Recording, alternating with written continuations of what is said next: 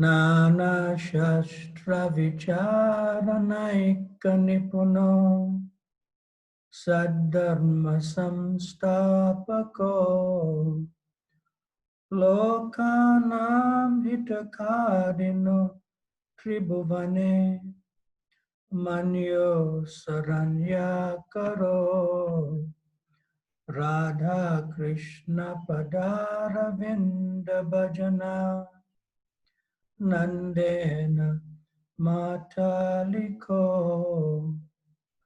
Vande Rupa Sanatana Raghuyugo Shri Jiva Gopalako Vande Rupa Sanatana Raghuyugo Shri Jiva Gopalako.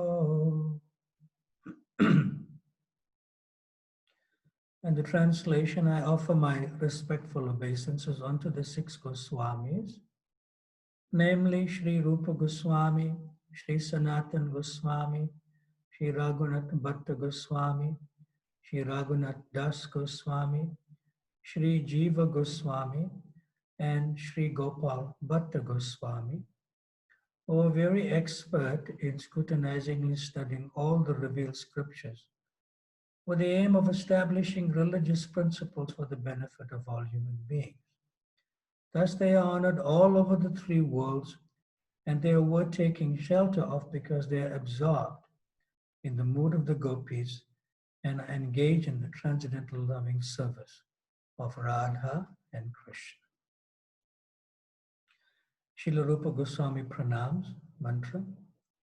Shri Chaitanya Manobhistam Stapitam Jena Bhutale Swayam Rupa Kadamayam Tadati Swapadantikam. When will Srila Rupa Goswami Prabhupada, who was established within this material world the mission to fulfill the desire of Lord Chaitanya, give me shelter under his lotus feet? You can repeat after me, at least with me. Om Namo Bhagavate Vasudevaya. Om Namo Bhagavate Vasudevaya. Om Namo Bhagavate Vasudevaya. So we are continuing with discussions from text number 5 in the Nectar of Instruction, as given to us by Srila Rupa Goswami as the Upadeshamrita. So we'll do the verse together and the translation. So this is text number 5. Krishneti yasya giritam manasadriyeta dikshasti ched pranatibis chabhajantamisham sushru saya bhajana vigyam ananyam anya nindadi sunyaridam ipshita sangalabdya. And the translation and purport by His Divine Grace, A.C. Bhakti Brhat Swami Srila Prabhupada. And the translation.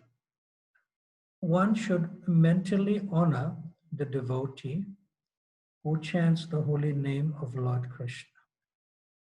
One should offer humble obeisances to the devotee who has undergone spiritual initiation, Diksha, and is engaged in worshipping the deity. And one should associate with and faithfully serve that pure devotee who is advanced in undeviated devotional service and whose heart is completely devoid of the propensity to criticize others. Now I'm going to read some part of the purport and then continue with our discussions today. We go to paragraph number 6, which would be 1, 2, 3, practically just over 3 pages into the paragraphs. And it's number 6, and the words are by the process by which a devotee becomes attached. If you find it, would be nice, but I will just read it for now.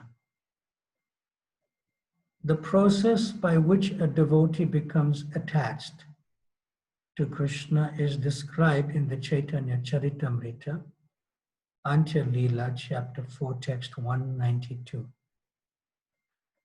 Diksha kale bhakta kare atma samarpana sehi kale Krishna tare kare atma sama. Quote the translation of that verse. At the time of initiation, when a devotee fully surrenders to the service of the Lord, Krishna accepts him to be as good as he himself. Unquote. It's the most important verse here. We will discuss now.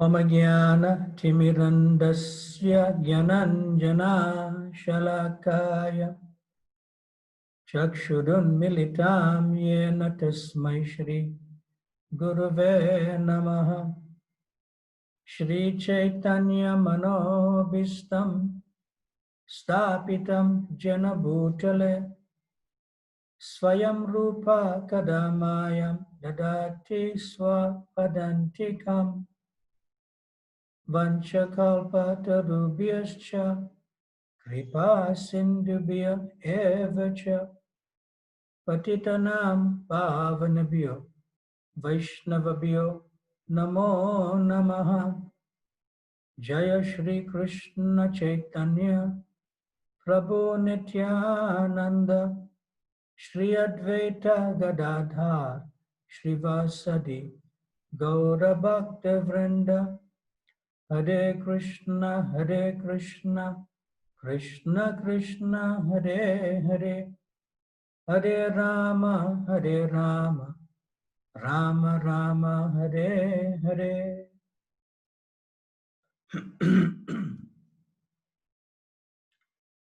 So this text number 5 is explaining to us how to relate to devotees. And especially to relate to devotees, we have to come to the platform of the Madhyam Adhikari to be able to recognize the position of other Vaishnavas and also deal with them appropriately. So in other words, we have to associate with devotees from the perspective of being a Madhyam Adhikari or the intermediate devotee. So I'm just going to read this verse again, which I just read in the purport from Chaitanya Charitamrita, Antya Leela, chapter 4, text 192.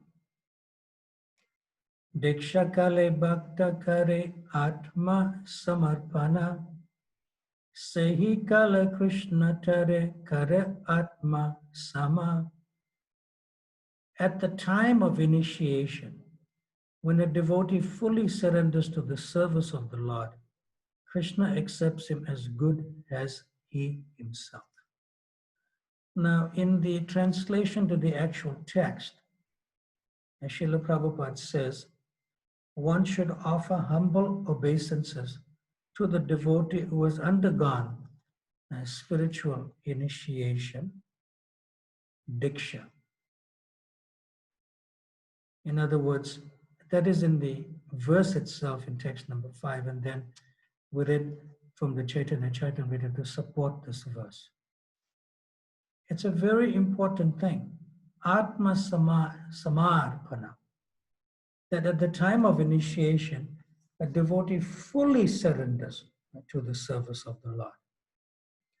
Now let's understand what this actually means, this fully surrendered, at the time of initiation. So it is clear that the diksha is not a ceremony in of itself at the time when we sit at the fire yagya and take the vows of the four regulative principles and chanting at least 16 rounds daily. And then you get a new name, your initiated name. But Diksha, according to this verse, is Atma Samarpana. Diksha is not just a ceremony, but it's a continuous process of full surrender.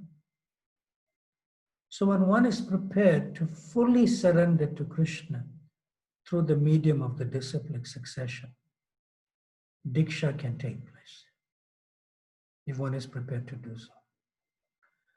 So Diksha or initiation, it brings us to the point at which the devotee is committing oneself to full surrender.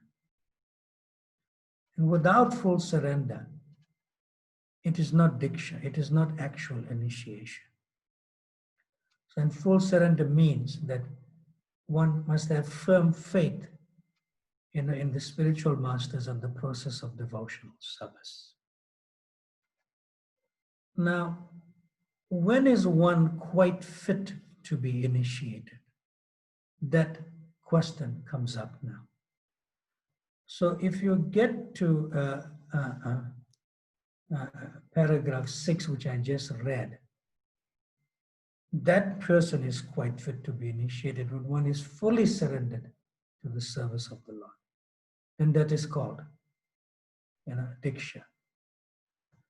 So generally, people, they are very, you could say, interested in inquiring about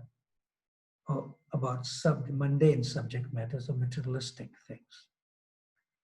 But when one has lost touch, and is simply interested in transcendental subject matters, then that person is quite fit to be initiated. In other words, when one is actually initiated, not just initiated for the sake of being initiated, when one is actually initiated by the bona fide spiritual master, and when one seriously engages in the service of the Lord, that person can be accepted as a Madhyamadikari. So what does actual initiation mean? It means that the purpose of initiation is to help the devotee or the initiate from the level of the Kanishta Adhikari or the beginning stage, and to bring that person to the level of the Madhyam Adhikari or the intermediate stage. It is not just really sitting in the fire sacrifice that a beginning devotee who was a neophyte suddenly becomes a Madhyama Bhakta or intermediate devotee. So Diksha is not really a ritual. Initiation is not something like a Karma Kanda ritual. It is definitely a continuous process of hearing and chanting and engaging in practical devotional service under the guidance and direction of one's Shiksha Gurus and one's Diksha Guru, one's instructing spiritual masters and one's initiating spiritual master. So therefore, initiation marks that point when the Kanishta or the beginning devotee is helped to make enough advancement to come to the point to be recognized as a Madhyam Adhikari or an intermediate devotee. And only from that level of Madhyam Adhikari or intermediate devotee, one can actually distinguish how to relate to different levels of devotees without committing offenses, and how to appropriately deal with them without committing offenses.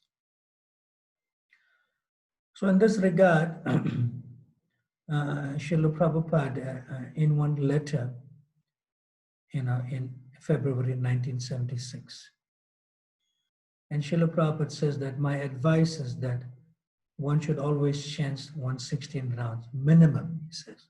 That means more than 16 rounds, and follow the four regulative principles. And then Srila Prabhupada says that all of my disciples must agree on this point, otherwise they are not my disciples. They are not my disciples. So one time, Srila Prabhupada say initiated about 20 disciples yesterday. And today, those 20 disciples, newly initiated disciples, they entered Srila Prabhupada's room to offer him Guru Dakshin. But of course, Srila Prabhupada did mention that you gave me your life and that is your actual Guru Dakshin. But still, it is the tradition of the culture of Krishna consciousness to offer something to the spiritual master after after just being newly initiated. So when they came in to offer Srila Prabhupada the Guru Dakshin in the form of flowers or cloth or grain or some money that they may have received from their parents, then Srila Prabhupada noted there was only 19 of them and one was missing. So he turned to the temple president and he asked, so where's this one more devotee who I initiated yesterday? That the temple president was a little embarrassed and he sort of like, uh, bowed his head down and he said, Srila Prabhupada, I'm really afraid to tell you that you initiated him yesterday, but he left this morning. He went back to the material world. So Srila Prabhupada said, he may be initiated by me, but he never was my disciple. And that is in keeping with Srila Bhaktisiddhanta Saraswati Thakur. And he also said that, Srila Bhaktisiddhanta Saraswati Thakur, after a newly initiated disciple just left. And Srila Bhaktisiddhanta Saraswati Thakur said the same thing. He was never my disciple. So therefore, it is important that the word disciple comes from the word discipline. And the word discipline leads to the word disciplic succession. See?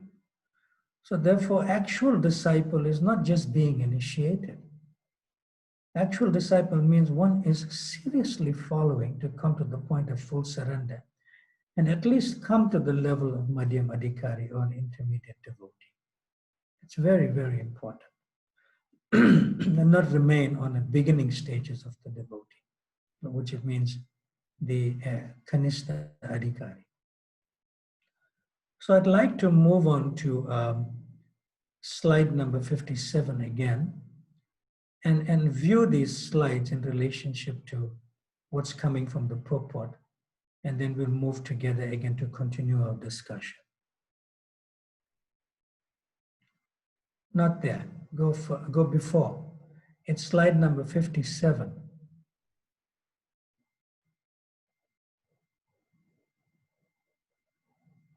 Yes. So what's the Kanistha Adhikari once more? The Kanistha Adhikari is a neophyte who has received the Harinam initiation from the spiritual master and is trying to chant the holy name of Krishna. One should respect such a person within his mind as a Kanistha Adhikari. Next from paragraph 2. A person who is very faithfully engaged in the worship of the deity in the temple, but who does not know how to behave towards devotees or people in general, is called a Prakrita Bhakta or Kanistha Adhikari. The third one. Those who are innocent but simply carried away by bad association should be shown favor if they are eager to receive proper instructions from pure devotees. So just keep this on the screen. So like we said yesterday, there are several points. This personality is a beginning devotee. He's trying to chant the holy name of Krishna. And he does not know how to behave towards devotees or people in general. Let's get to the next slide, 58. This is the Madhyam Adhikari, who's a preacher devotee. And you notice the word Prabhupada uses actually. When one is actually initiated by the bona fide spiritual master, and when he seriously engages, not just engages, seriously engages in the service of the Lord, he should be accepted as a Madhyam Adhikari, which is the actual definition of the word Diksha, which I read today on the basis of the Madhyam Adhikari. That means full surrender. And then in the middle, how this Madhyamadikari is a preacher devotee. The Madhyamadikari is a devotee who worships the Supreme Personality of Godhead as the highest object of love, makes friends with the Lord's devotees, is merciful to the ignorant, and avoids those who are envious by nature. That's from paragraph 3. And then in the purport in Srimad Bhagavatam 11.244, for practical advancement in Krishna consciousness, one should associate at least with a second-class devotee who's a Madhyamadikari. That means the beginning devotee must associate with an advanced devotee in the intermediate state to actually make practical advancement in Krishna consciousness. Then let's get to Uttama Adhikari, which is the next text. So the Madhyamadikari or the intermediate devotee is a preacher, but an Uttama Adhikari, who is highly advanced devotee, is an experienced preacher. And from paragraph 1, this Uttama Adhikari is not interested in blaspheming others. His heart is completely clean and he has attained the realized state of unalloyed Krishna consciousness. Now, why is this? Because this Uttama Adhikari is too busy to blaspheme others. He's like so fully engaged in being Krishna conscious and in making others Krishna conscious. Then the middle paragraph, from paragraph 5 in the text, in the purport rather. Out of many such Vaishnavas, one may be found to be very seriously engaged in the service of the Lord and strictly following all the regulative principles, chanting the prescribed number of rounds on japa beads, and always thinking of how to expand the Krishna consciousness movement. Such a Vaishnav should be accepted as an Uttama Adhikari, a highly advanced devotee, and his association should always be sought. And from paragraph 16, an Uttama Adhikari Vaishnav can be recognized by his ability to convert many fallen souls to Vaishnavism. That's a preacher once more. So put me back on the screen. Now we see this definition of an Uttama Adhikari, on the basis of these points, is that this Uttama Adhikari doesn't know that he or she is an Uttama Adhikari. But others devotees, like the Kanishta Adhikari, who is a beginning devotee, and the Madhyam Adhikari, who is a preacher devotee, they can observe in this person that he doesn't really commit offenses to devotees, and he's seriously practicing sadhana bhakti and chanting his rounds daily, and is always trying to spread Krishna consciousness to others. So Prabhupada said there's a highly advanced devotee who's an Uttama Adhikari. And also, when he preaches, he has the potency, and he doesn't know it, but people do become devotees. He has this ability to convert many fallen souls to Vaishnavism, as Prabhupada says. But that Uttama Adhikari does not rubber stamp himself. Look, I am an Uttama Adhikari, everyone should come to me. It's not like that. That Uttama Adhikari doesn't know that one is an Uttama Adhikari, but that Uttama Adhikari can be recognized from outside by other devotees, and this person is highly advanced. But he or she won't accept themselves as being highly advanced. So that's the personality we're speaking about. Now, we know that from this description that I've just given in the slide, we are not restricting who's an Uttama Adhikari because of being rubber stamped, as a initiating guru, or as a sannyasi, or as a brahmana, or as a temple president. No.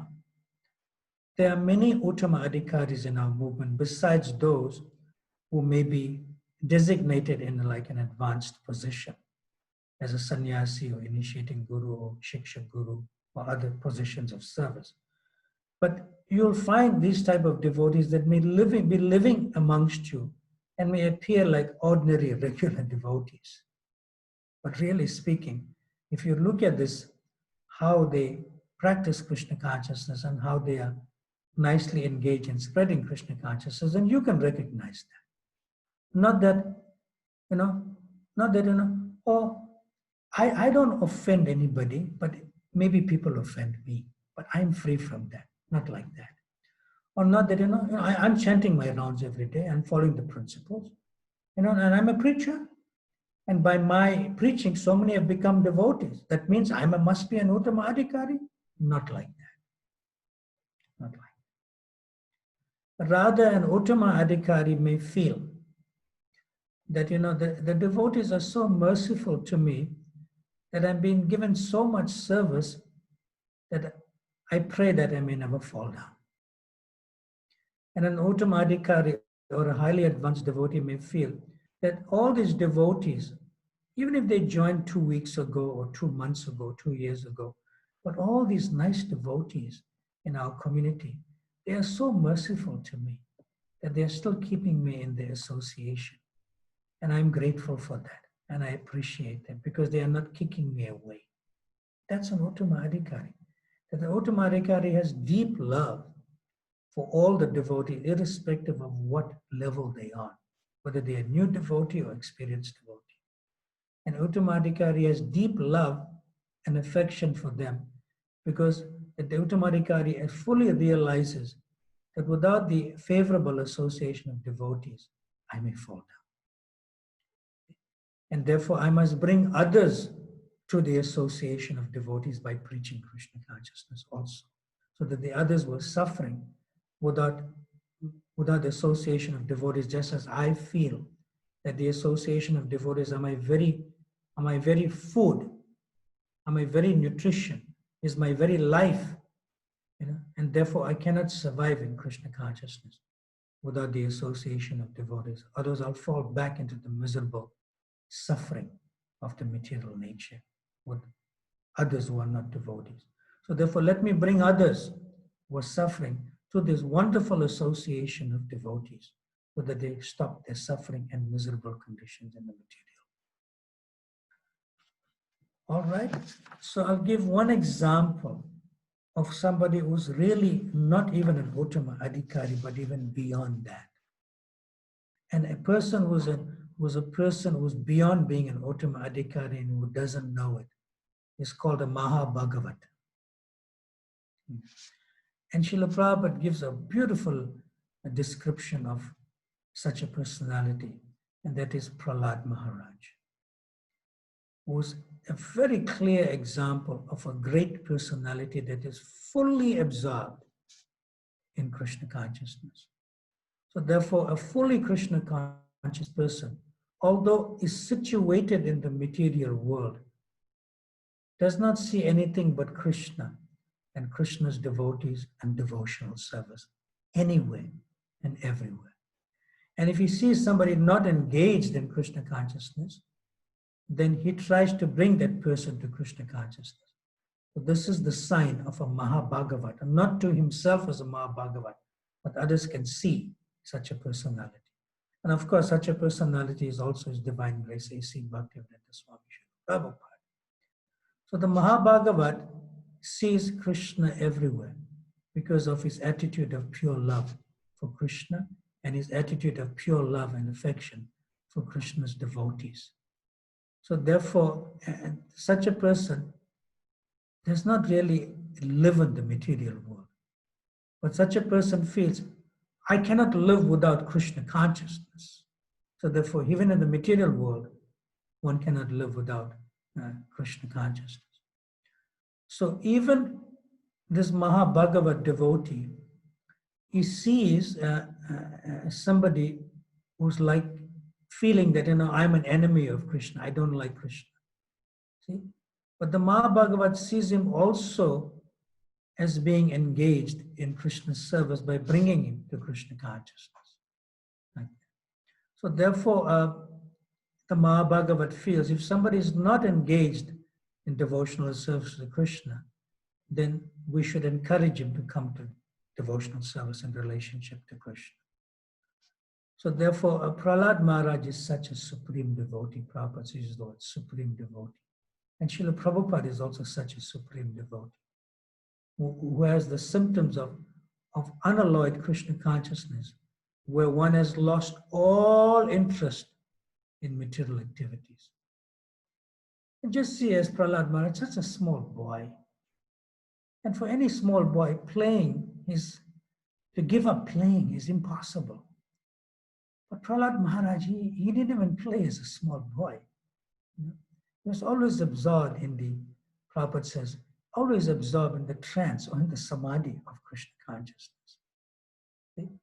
And just as Prabhupada says, just as the materialistic person is always absorbed in thoughts of materialistic gain, but a Mahabhagavat is always absorbed in thoughts of Krishna in the same way. So I'm going to give an example of such a beautiful, such an amazing personality, His Divine Grace, A.C. Bhakti Brhat Swami Srila Prabhupada. That's like, even if somebody was an Uttama Adhikari or a regular Uttama Adhikari, such a Mahabhagavat who's beyond being an Uttama Adhikari is really not to be imitated. But although we have so many Uttama Adhikaris by the definition of Srila Prabhupada in this particular purport to text 5. Srila Prabhupada was in the early, very, very early days in 26 Second Avenue. Our first storefront temple. See? So after he initiated some devotees in 1966, sometimes the devotees used to walk with Srila Prabhupada, as like a morning walk to keep himself, fit in a sense to do devotional service. So right there in Lower Manhattan, in the area of 26 Second Avenue, Srila Prabhupada was walking with some disciples. And Srila Prabhupada was used to seeing how fallen, those people are. The mode of goodness is like white, and the mode of passion is like red, and the mode of ignorance is like black. So Srila Prabhupada also commented that the people that he entered into and associated with to make them devotees in 26 Second Avenue, in Lower Manhattan, in the Bowery, he said this place is like not even black. It is like the darkest of the darkest. In other words, it's even lower than the mode of tamagun, the mode of ignorance. So you can imagine what Srila Prabhupada had to contend with. So while Srila Prabhupada was walking with some disciples, he noticed that there was one man in the gutters, practically just collapsed and getting up slowly sometime. And the man was like a perpetual drunkard. Everyone can see that. See? And he was lifting a bottle, which is his like constant companion. Like Krishna's constant companion is the flute. But this person's constant companion was a liquor bottle. And like some little liquor may have been there. See? So Prabhupada stopped with his early disciples, stopped, and he looked intently in the direction of that person. So one of the disciples told Srila Prabhupada, he's a drunkard. As if to remind Srila Prabhupada, why are you looking at such a person? Okay. So Prabhupada turned around to the disciple and he said, you were also like that before. Reminding him of his position before he came to Krishna consciousness. Right? Then Srila Prabhupada turned his face again and he looked at that person. And at that time, that drunkard, everyone sees him as a drunkard. But Prabhupada saw differently as a Mahabhagavat, just like Prahlad Maharaj. Prabhupada says, and that at that time, everyone was also looking in the direction that Prabhupada was looking. And someone was looking at Prabhupada's face, what he would say and do now. So at that time, they looked at the drunkard and they're looking at Prabhupada's face. And Prabhupada said, while he was taking the bottle again and drinking the last remnants of his liquor. And Prabhupada says, if only he could feel that the taste of the liquor is Krishna, he will make advancement. See? And you can see that Prabhupada is even beyond Krishna's words in the Bhagavad Gita as a Mahabhagavata. You know, Krishna in the Bhagavad Gita says, Rasoham apsukunteya. In other words, I am the taste of water. Krishna says that. What Prabhupada is seeing here, if you can feel the taste of liquor, which is like a liquid, like water, as Krishna, he'll make advancement. This is the Mahabhagavata. He sees everyone engaged in Krishna's service, and he sees everyone just by his glance. You know, he has given that adhikar, you know, or eligibility to that drunkard. Please come to Krishna consciousness. Please come to Krishna consciousness. Please come to Krishna consciousness. So that kind of vision is of a preacher, Mahabhagavat, is very rare. And just by Prabhupada's glance, that person may have, you know, later, who knows, may have become a devotee. Just by his glance and just those favorable words, you know, of feeling, if he can only feel that the taste of liquor is Krishna, which he's most attached to, he may come to actual Krishna consciousness later on. So I want to get to slide number 60 and overview now what I've just discussed on the different levels of devotees, and it'll become very clear to you in this next slide, number 60. Then I'll take some questions. Okay. So this is a summary of all the excerpts from the Prabhupada as well as from Chaitanya Charitamrita and Srimad Bhagavatam, which I've come to in the summary. So there are 5 categories here.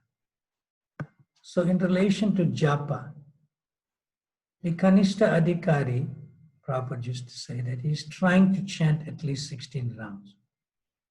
So this Kanishta Adhikari here feels that 16 rounds is enough. Whereas the Madhyam Adhikari chants minimum 16 rounds, the intermediate devotee. And the Madhyam Adhikari feels 16 rounds is not enough. I want to chant 17, 18, 19, 20 more. See? Whereas the Uttama Adhikari always chants, always engaged in practical services. Whenever he gets a chance with more time, he always chants the holy name, especially in japa. Now B, following the 4 regulative principles. The beginning devotee, the Kanishta Adhikari, he follows, but he has to put in effort to follow. In other words, the desire to break the principles may still come. One is not free from the desire to sin. That's the beginning devotee. Then in B, I'm still continuing. The Madhyam Adhikari follows with very little or no effort. In other words, the intermediate devotee does not even think of breaking the 4 regulative principles. One is free, practically almost, from material desires. And the Uttama Adhikari, the highly advanced devotee, does not know that he or she is following the regulative principles because of one's deep absorption in Krishna consciousness, which includes chanting and preaching.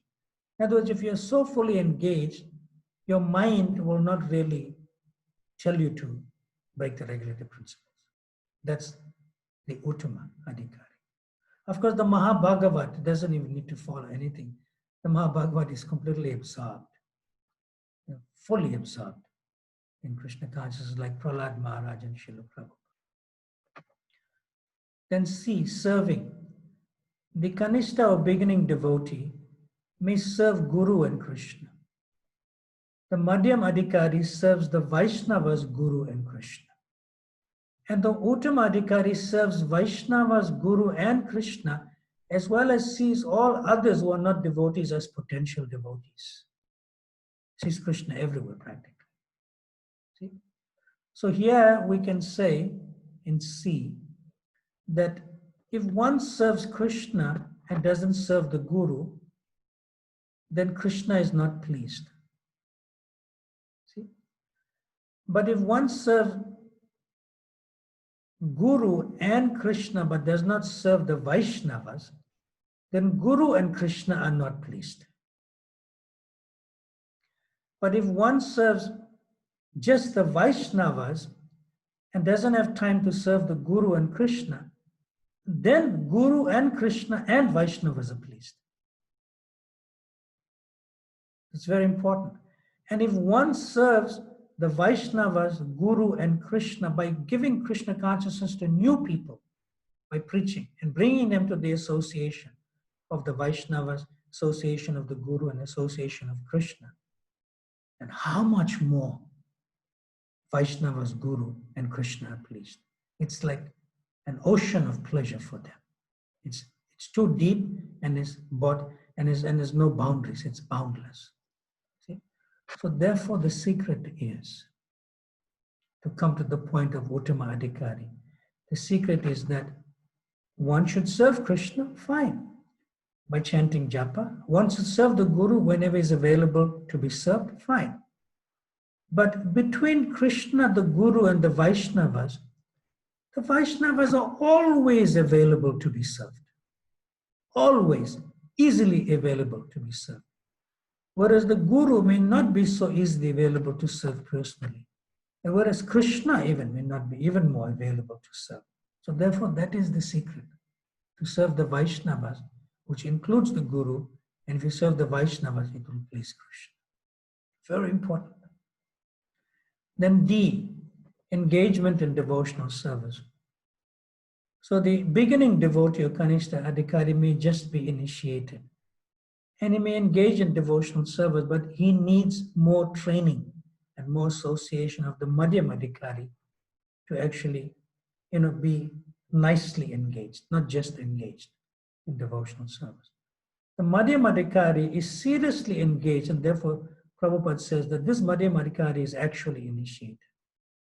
And the Uttama Adhikari, Prabhupada uses the word, is very seriously engaged in devotional service. That means you won't give it up at all. And then E, respecting various devotees, but you can only respect the devotees if you are on the intermediate stage or Madhyama Adhikari. And Madhyama Adhikari stage means that based on faith and relationship. In other words, you can respect others, but you may not know them too well, even if it's a sannyasi. You should respect every living entity. But the interaction in your own community of devotees is that one should respect the Kanishta Adhikari within the mind, but should be shown favor. In other words, be compassionate and affectionate to your juniors. Help them to come up to the platform of Madhyama Adhikari. And we should respect the Madhyama Adhikari and Uttama Adhikari by offering respectful obeisance of the mind, words, and body. You bow down. Vancha kalpatarubhyascha, kripa sindhubhya evacha, patitanam pavanabhya vaishnavabhya namo namaha. Put me back onto the screen.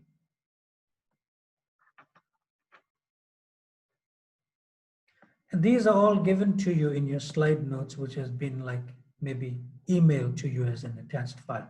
If you need these slide notes, you can talk to your respective devotees, like Navadvip Chandra Prabhu in Mumbai and Krishna Prema Pradayakat Prabhu in Malaysia, Kuala Lumpur. These are the major areas. And in Mauritius, you can speak to Jayshree Devi Dasi.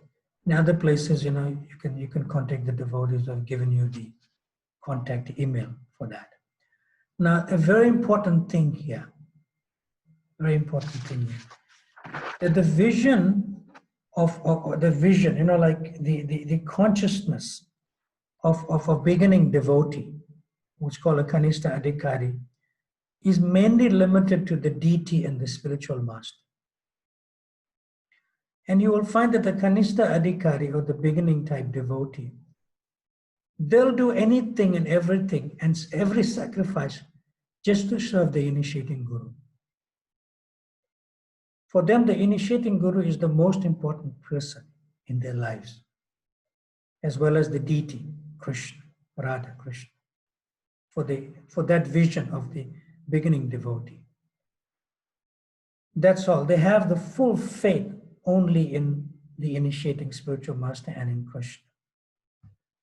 Whereas if you like request them, like a beginning devotee, to have the similar faith in the Shiksha Gurus or in one spiritual mentor and serve them the same way, that may not be there for a Kanishta Adhikari because you're not my initiating spiritual master. They may say like that, I only serve my Guru and I only serve Krishna. And sometimes a Kanishta Adhikari may actually come to the stubbornness of the point. I only serve my Guru, I don't even serve Krishna. That's also a difficult situation. So therefore, in order to come to Madhyam platform, like sometimes, for whatever it's worth, I'm just giving my own example, but I'm not really in that category to be served. So sometimes I'm served by devotees, and when I'm served by devotees, they may feel, I'm serving you, but it's as if I'm serving my initiating guru. That means they are madhyam. They are intermediate. See? And sometimes other devotees may be serving in preaching or serving new people who are coming. But they serve with such affection that they feel that I'm serving you because I know this is how my spiritual master will serve you. With such affection, even new people. So that means that's a Madhyam Adhikari. And Madhyam Adhikari is distinguished from a Kanishta Adhikari in that sense. That I'm serving you because it's pleasing to my spiritual master. I'm serving you because it's pleasing to Radha and Krishna. And I'm serving you because it's pleasing to all the Vaishnavas. But I'm not serving you to please them. This is another point. I'm not serving you to please my initiating guru or my shiksha gurus or the Vaishnavas in general. I'm serving you, or anybody that you're serving. I'm serving you because I love to serve. And I love to serve means an Uttama Adhikari. That I cannot live without serving the Vaishnavas, without serving my Shiksha Guru or Diksha Guru, without serving Radha and Krishna. That's an Uttama Adhikari. That is very food, or very wealth, is just serving, without compromising in chanting one's minimum 16 rounds daily and following the principles. That's an Uttama Adhikari. So therefore, a Kanishta's vision is restricted just to the deity and just to the initiating guru. A Madhyam Adhikari goes beyond the deity and the initiating spiritual master to the devotees of the Lord, in general serving the Vaishnavas. Whereas an Uttama Adhikari's vision is so expanded that that person sees the Lord everywhere in everyone, and he sees everyone as a devotee engaged in the service of the Lord except himself or herself. That's an Uttama Adhikari. And therefore the Uttama Adhikari finds great pleasure in serving without any discrimination, whether it's any Vaishnava or whether it's any non-devotee, without any discrimination. And that pleases so much Radha, Krishna, the Panchatattva, the initiating guru, the Shiksha guru, and the Vaishnavas. And they are very pleasing also to non-devotees in general, like the 6 Goswamis. Dira, Adira, Jana, Priya, Para, Karo. They were equally, pleasing to the gentle, Dira, and Adira, the ruffians. That's how it's going to translate it. And that's now becoming beyond Uttama Adhikari, a Mahabhagavat. And beyond a Mahabhagavat, you get Uttama Adhikari, then the Mahabhagavat like Prahlad Maharaj. But beyond a Mahabhagavat is a Shakta Avesh avatar. And Prabhupada is that Shakta Avesh avatar. So also there are different levels of purity in the highest levels of pure devotees.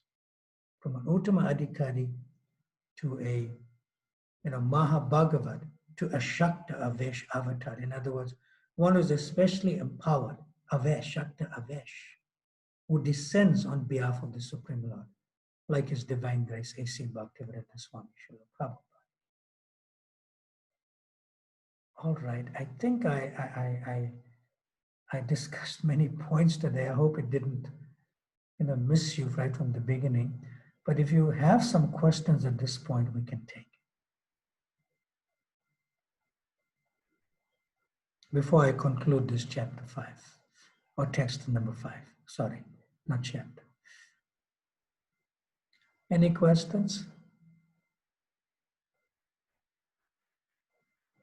Is it a lot to absorb and digest? I'm not sure,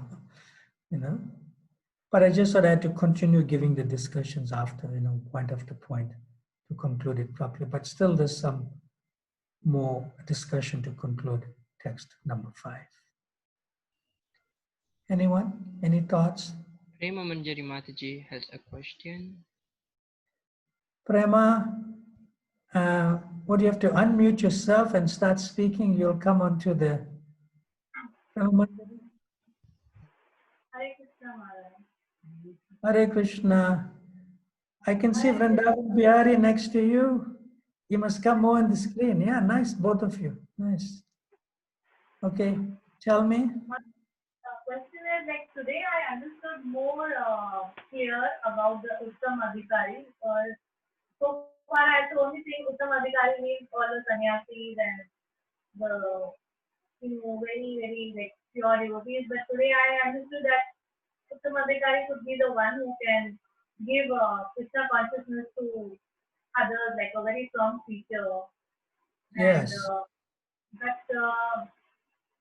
but I see some of them like who are such speakers around, and who can really give Krishna consciousness very like because there's so much absorbed in Krishna consciousness.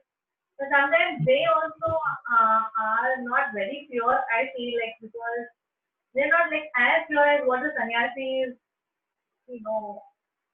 So like, You have are they? No, you have to be careful for what you just said. It's nice you said it. In other words, don't feel that a sannyasi or a shiksha guru or diksha guru is more pure than the others. Don't feel that way also. But you can see the purity in them. Now continue your discussion and I'll conclude with a nice answer for you. You're doing well. Come back onto the screen. Now go on.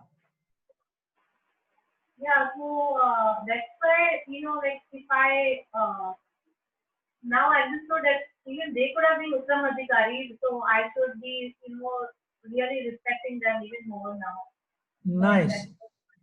But Wonderful. then those that I maybe it's my fault finding like kind of a nature that I cannot see fault in sannyasis and all, but when it's like a preacher kind of devotee who is also Uttam Adhikari follower, but I can see faults in them. So then how can they be still a Uttam Adhikari if they are not pure enough? Nice question. We'll answer now. Okay. If you are serving one's initiating guru or one's shiksha gurus or one's spiritual mentors, one should serve in such a consciousness that it's as if you are serving your initiating guru or your shiksha gurus, that person. So in other words, you will serve them without discrimination because you may discriminate in how you serve your initiating guru or instructing gurus or sannyasis. But if you lose that discrimination and serve any preacher in that way, then that will bring pleasure to shiksha gurus, your initiating guru, and also to Krishna. That will bring more pleasure to them. That's one. But I'll conclude with to your question. Sorry, give me a moment. I'll conclude with one statement which I made. It basically comes from me, and I sort of like felt that way many years ago, and I originated it in my own way, for whatever it's worth. And I hope I can live up to the same statement I'm about to make also. See? We have 4 slogans in ISKCON. We have, preaching is the essence, books are the basis, utility is the principle, and purity is the force. These 4 slogans we have. So now, let's focus on purity is the force. Now, when we practice Krishna consciousness, we may feel that we are becoming pure or purified, which is actually shouldn't be our consciousness. That we are engaged in practical devotional service or even chanting the holy name or hearing Krishna Katha or preaching Krishna consciousness to new people. It shouldn't be that we should feel that we are becoming purified. See? What we should feel is that we are becoming purified to have the potency to see purity in others. In other words, purity is the force should mean that we are becoming purified to see the purity in other devotees. That means we get the strength and the potency in ourselves. That purity is the force means that we can immediately see the purity in others. So that's a statement that governs my consciousness a lot, and I hope to improve in that myself personally. That I pray that I can always see the purity in others, not in myself. See? So that is most important. So Prema Manjari, is that okay for now? Yes or no? Yes. All right. Nice question. Nice practical question that you want to improve in seeing more other devotees as Uttama Adhikaris, not just restricted to those who are initiating or instructing gurus or sannyasis, or somebody may have a senior position like that. Very good. So I have a question for you, Prema.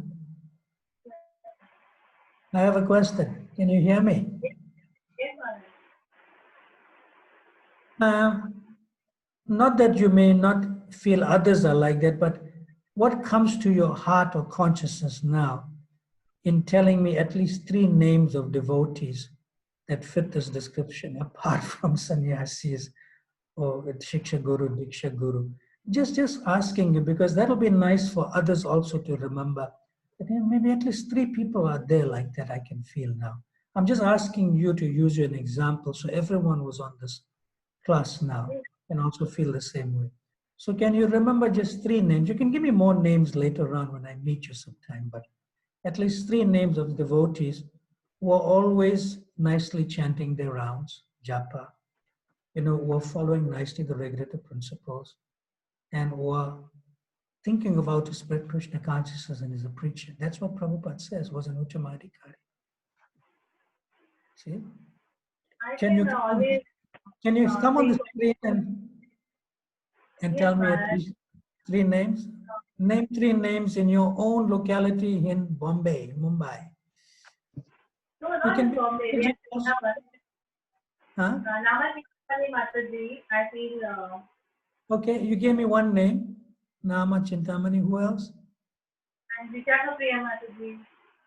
Like, And they may what not about, know that they are that level, but still I feel now that they are actually very high. okay. And what about a Prabhu or something? Only Matajis in your life. A preacher that you may not be close to, but you can sense, like that. So,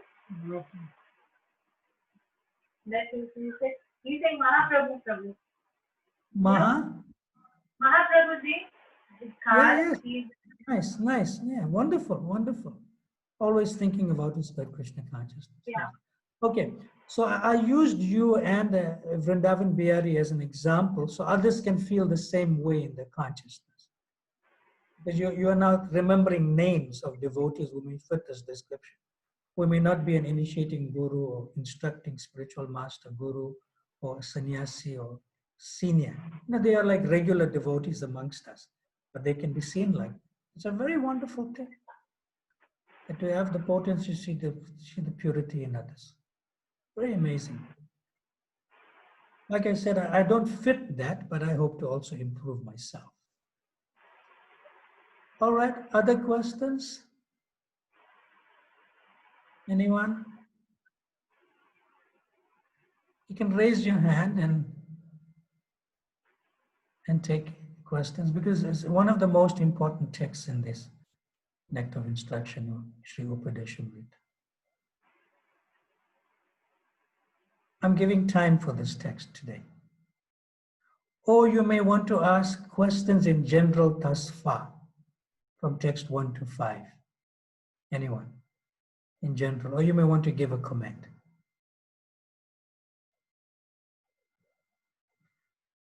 Hare Krishna, Krishna Krishna, Hare Hare. Hare Rama, Rama Rama, Hare Hare. No one yet, Maharaj. No one yet. Yes. Okay. All right. Good. No one yet. Okay. So now I'm going to sort of discuss something a little bit more in relation to this text. So give us slide 61. It becomes even more deeper. Slide 61. Okay, put me back onto the screen and we'll come back to the slide.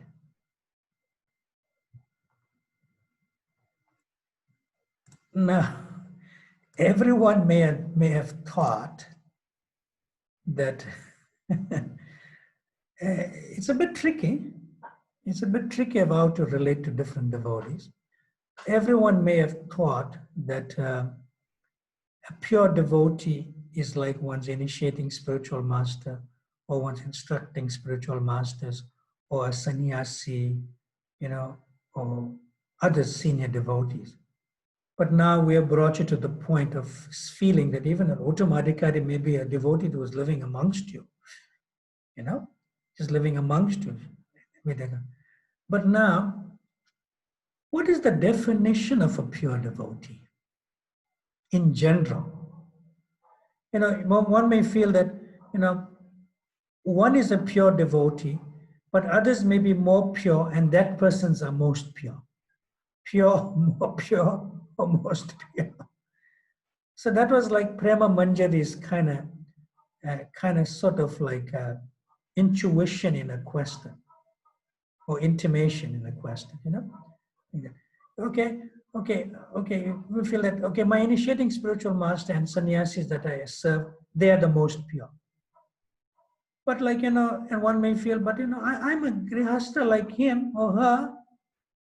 They are pure, but they're not as pure, as like, brahmacharis or like sannyasis or initiating guru or instructing guru. One may feel like that, which is like a practical feeling in devotee's consciousness. But this text 61 answers something of who is a pure devotee. So let's get to the screen. Come on, text, at least slide 61. Sorry, not text, slide 61. So this is in relation to text number 5. Who is a pure devotee? Beautifully given to us by Srila Prabhupada. Amazing. Srila Prabhupada says, and he quotes Srila Bhakti Siddhanta. Srila Bhakti Siddhanta Saraswati Thakur says that a person who simply chants the holy name of Krishna once becomes perfect and should be regarded as a Vaishnava. This is confirmed by Srila Rupa Goswami in his Upadeshamrita, this text 5, Krishneti yasya giritam manasadriyata. Then Srila Prabhupada explains further now in the purport. When one is situated on the neophyte platform, one cannot understand the devotional ingredients of a pure, unalloyed devotee. In other words, a beginning devotee may not really understand who is actually on the highest level, Uttamadhikari. Then Prabhupada says further, however, when the novice engages in devotional service, novice means the neophyte devotee, especially in deity worship, and follows the order of a bona fide spiritual master, he is a pure devotee. That devotee who is neophyte is also a pure devotee. And reading on, anyone can take advantage of hearing about Krishna consciousness from such a devotee, which means the neophyte, and thus gradually become purified. In other words, any devotee who believes that the holy name of the Lord is identical with the Lord is a pure devotee, even though he may be in the neophyte stage. By his association, others may also become Vaishnavas. Put me back onto the screen. Hare Krishna. So this beautiful purport and quoting Srila Bhaktisiddhanta Saraswati Thakur says, even a beginning devotee is also a pure devotee. See? And how is this? Now we'll explain in a practical way. So Srila Prabhupada explains early, very early in our movement in November of 1968 in Los Angeles. And Srila Prabhupada explains that if you follow a pure devotee, then you are as good as being a pure devotee. And Srila Prabhupada gives a very nice analogy that a person may be an expert and perfect technologist or technician, and or a mechanic, and is working. But if somebody who is an apprentice is working under that instruction or direction or training of an expert technician or a mechanic, see? And if that somebody is strictly following the orders of that expert technician, under the instruction of that expert, then he is also expert. He's also expert. He may not be 100% expert already now because he's an apprentice, but his work will have the same result of an expert because he's following the expert technician, the apprentice.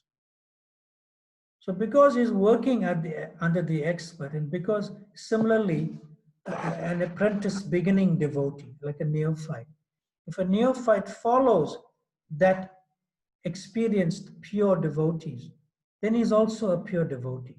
Like the apprentice is good as the expert in that sense.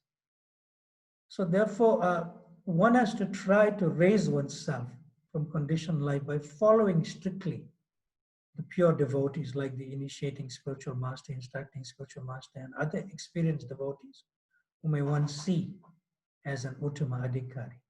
See? Then we also are pure in that sense. So therefore, it is important that a pure devotee does not mean that he is immediately 100% pure, Prabhupada says. No. But if that pure devotee was a beginning devotee who was not 100% pure, if he sticks to the principle that I will always follow the advice and instruction of a pure devotee, then he is considered by his actions as good as a pure devotee, and the result will be same. Result will be same. So Prabhupada then says, Mahajana Ekata Sapanta, that that when we follow in the footsteps of the great devotees like the Mahajans, then we are also having the same result as pure devotees. So just to wind up here for this text number 5, I will give a practical definition of it after I take more questions from now on. We have about 15 minutes or so before I want to begin text number 6. And I'm hoping to begin text number 6 tomorrow so that we can get more questions today in general. And then I'll wind up after that about this neophyte also being a pure devotee. Anyone has any questions in general? Haripriya Mataji has a question. Haripriya, please come onto the screen, unmute yourself and come onto the screen. Yes, Maharaj. Hare Krishna, Maharaj. Hare Krishna, Haripriya. Tell me your question. Maharaj, thank you so much for very nice lectures in this series. From today's class, Maharaj, I wanted to ask that this gradation of devotees from Kanishta, Madhyam, Uttam, and it was nice to hear today. I heard from you that above that is Mahabhagavat, and then comes Shakti Avishakta. So I was just asking that, like we normally can think of categorizing in the first 3 categories, but then under Mahabhagavat, you gave us the name of Prahlad Maharaj.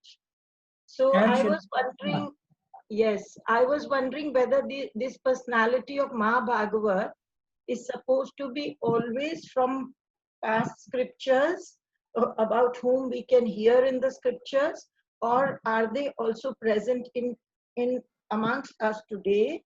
And if, like, I was thinking of, like, when Prahlad Maharaj, then I was thinking of also Ambarish Maharaj, how Ambarish So Maharaj. there are others, So yes, there are also, there are would many he others. also would he also come in the category of Mahabhagavat? Yes, there are many others in the scriptures. You can read Okay. many others in the Like Mahabharata. Yudhishthir Maharaj, will he Yes, come the on? Mahabhagavat. Bhishma Dev is a Mahabhagavat because although he was in the opposite side, but he gave us so much instructions. Yes. Mahabhagavats are called Mahajans also. Mahajans. Oh, so 12 Mahajans can come in the same Mahabhagavat, yes. category. Yes. Okay. Okay. But what is more important for us? You're talking about just like philosophy and examples in the scripture. I was just trying to More- understand the Yes, concept. very. But what is more important to us is like this, and I'll explain now. A Shaktavesh avatar includes being a Mahabhagavat. A Mahabhagavat includes being an Uttama Adhikari. In other words, an Uttama Adhikari is within the consciousness of a Mahabhagavat. And a Mahabhagavat consciousness is also within a Shaktavesh avatar. So the ultimate is a Shaktavesh avatar, who's not a conditioned soul, is a Nitya Siddha. It descends by the desire of Sri Krishna to come to this material world. See? Now, Srila Prabhupada also gave the example of Narada Muni. See? Narada Muni in the previous life was the son of a maidservant. But she died untimely due to snake bite. And then he was all alone.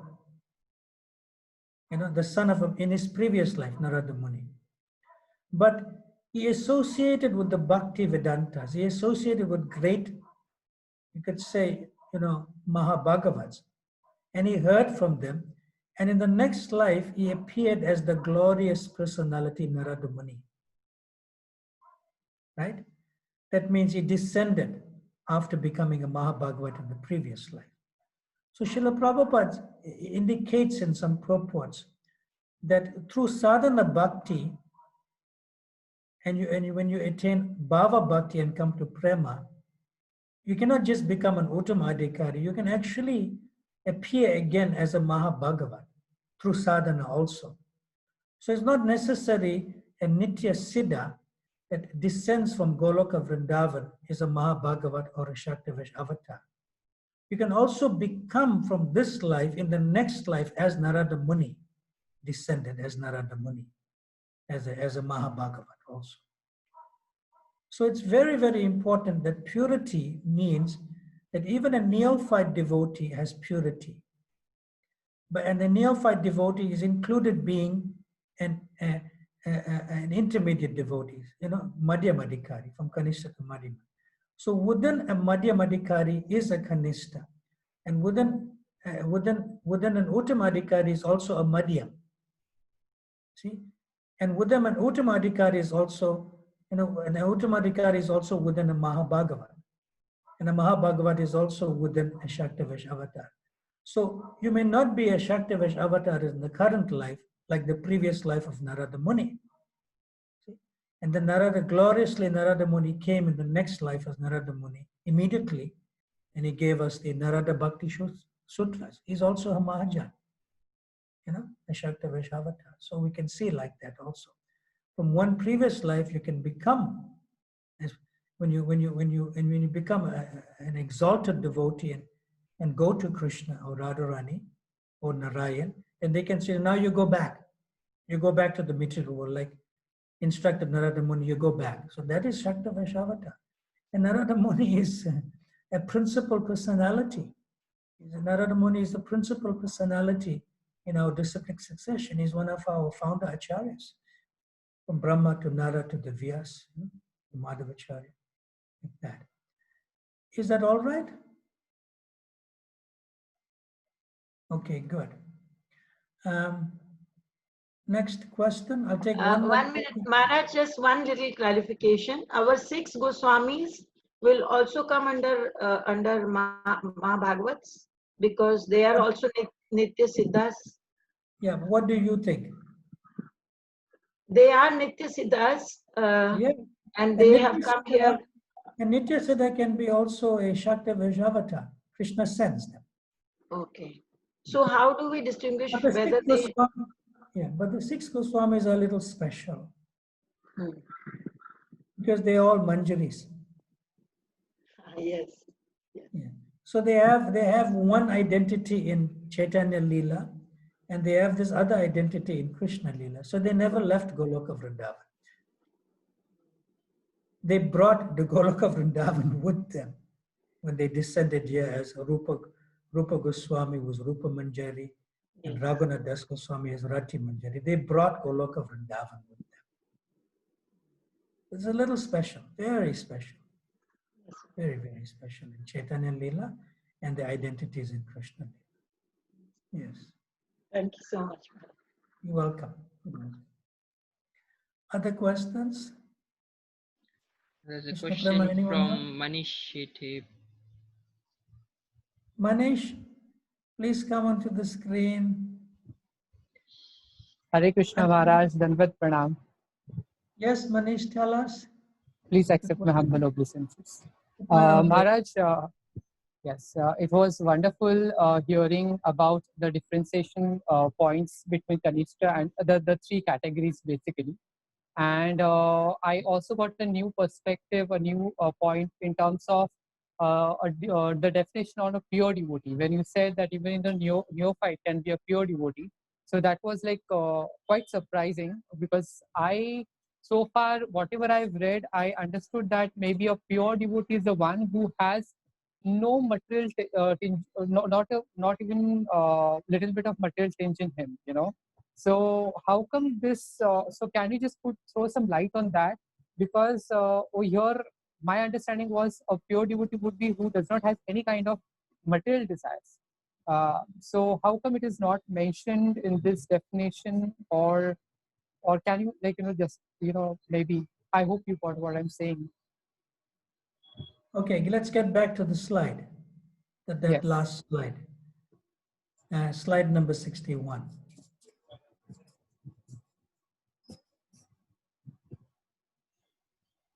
There it is. Yes. That this beginning devotee, he may not be free from material desires. That's clear.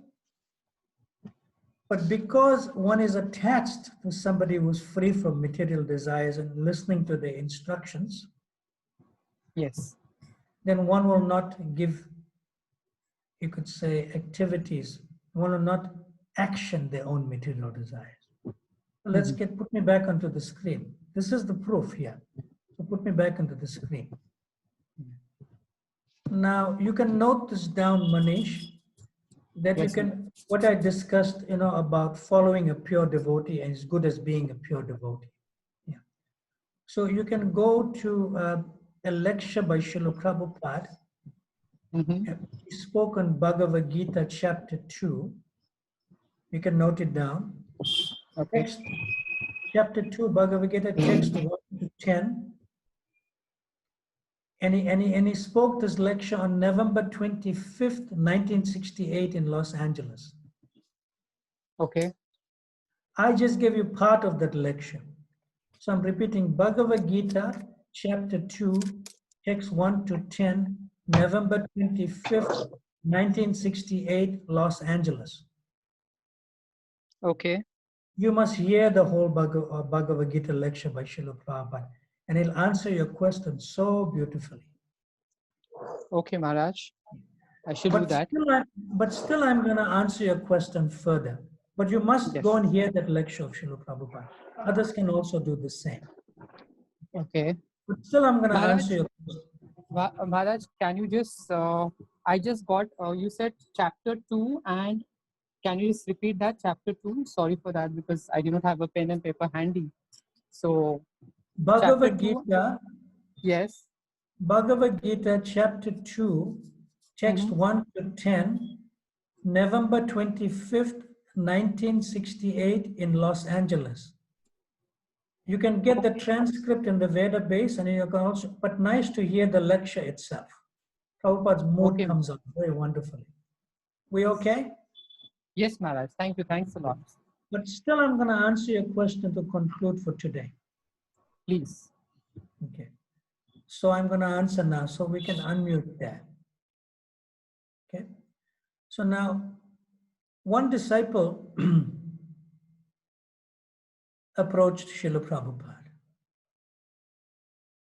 And what I'm about to say is proof in Srila Prabhupada's letters. It's proof in Srila Prabhupada's letters. Whatever the disciple approached Srila Prabhupada and asked, Prabhupada said, I already have told you this so many times. So one disciple asked Srila Prabhupada that you told us that if we simply have a reasonably good morning program, which is sadhana bhakti in the morning, if we chant our minimum 16 rounds of japa daily, and if we follow the 4 regulative principles, and if we engage in some practical devotional service, which includes serving the devotees, and we only honor Krishna prasadam, that's food cooked by devotees and offered by devotees, see, that becomes prasad. And we try as practical as possible to spread Krishna consciousness through book distribution, through prasadam distribution, or through chanting of the holy names, spreading the holy names. Prabhupada said, yes, I told you to do all this. What is your question? Then the disciple asked Srila Prabhupada, what if I do all these things, which I just mentioned now, but still I cannot remember Krishna at the time of death because I may have some material desire. But because I'm following the 4 regulative principles and chanting minimum 16 rounds daily, especially, which is the vowed initiation, I am not executing my material desires to activity or action. See? So Prabhupada said yes. And still, the disciple asked Srila Prabhupada that, what if I do all these things, but I cannot remember Krishna at the time of leaving this body?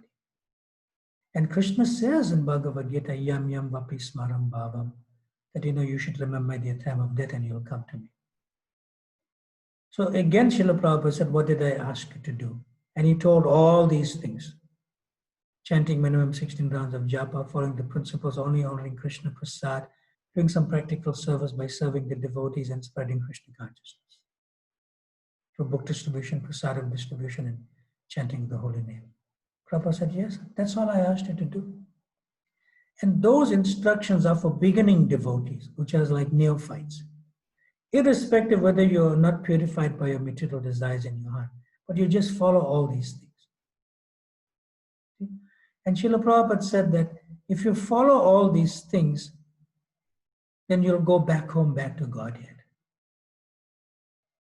And the disciple said, still, if I follow all these things, what if I don't remember Krishna at the time of death?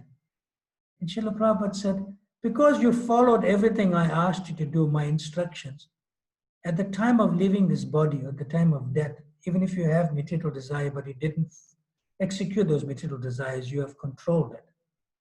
Don't worry. At the time of death, even if you don't remember Krishna, that is not your responsibility because he didn't ask you to do that. It is my responsibility. Which I mentioned previously in a lecture also to the devotees in Mumbai. And I just paraphrased it differently today, just to show you what I'm executing, in terms of the answer of a new person who has material desires. Now, simply put, if you follow the 4 regulative principles yesterday, right? And you chanted minimum 16 rounds of japa, and you only honored Krishna prasadam, and you tried in your spare time to read Prabhupada's translations and purports, and you tried to even spread Krishna consciousness as best as you can, but yesterday you were a pure devotee. You didn't sin, right? If you do the same thing today, irrespective of whether your material desires are telling you do this, do that, but you're not doing it, because you're following the four principles. And you do this every day of your life, you'll go back home, back to Goloka Vrindavan. Guaranteed. But you should know that if you are practicing Krishna consciousness yesterday nicely, you become purified to nicely practice today. And you'll become even more purified to nicely practice tomorrow. So Krishna will give the devotee a chance over a time period, even within this life, to feel now, oh, 5 years ago I was having these desires, but now this desire is coming maybe once a year or once a month. That means you're becoming purified. And therefore, in that way, Krishna will bring you back home, back to Goloka Vrindavan. Is that okay, Manish?